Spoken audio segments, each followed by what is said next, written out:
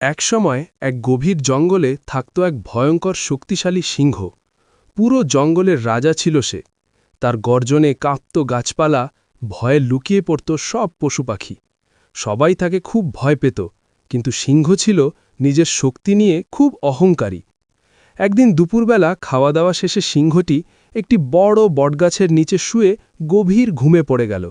ঠিক তখনই পাশের ঝোপ থেকে বেরিয়ে এলো এক ছোট্ট ইঁদুর। ইঁদুরটি খুবই চঞ্চল, এদিক ওদিক দৌড়াতে দৌড়াতে ভুল করে উঠে পড়ল সিংহের গায়ের ওপর। হঠাৎ সিংহের ঘুম ভেঙে গেল।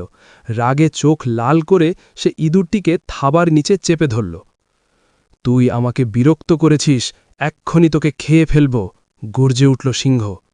ভয়ে কাঁপতে কাঁপতে ইঁদুর বলল, মহারাজ, আমাকে ক্ষমা করুন, আমি খুব ছোট প্রাণী। আজ যদি আমাকে ছেড়ে দেন, একদিন হয়তো আমি আপনার উপকার করতে পারব। ইঁদুরের কথা শুনে সিংহ হেসে উঠল।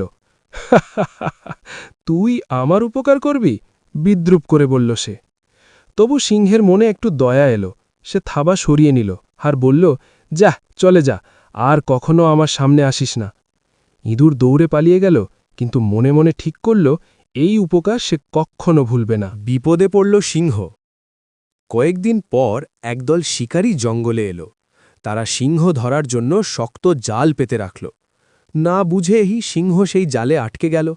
যতই ছটফট করুক, জাল আরও শক্ত হয়ে গেল। সিংহ গর্জে উঠল, বাঁচাও, আমাকে বাঁচাও! তার গর্জন শুনে দূরে থাকা ইঁদুরটি ছুটে এলো।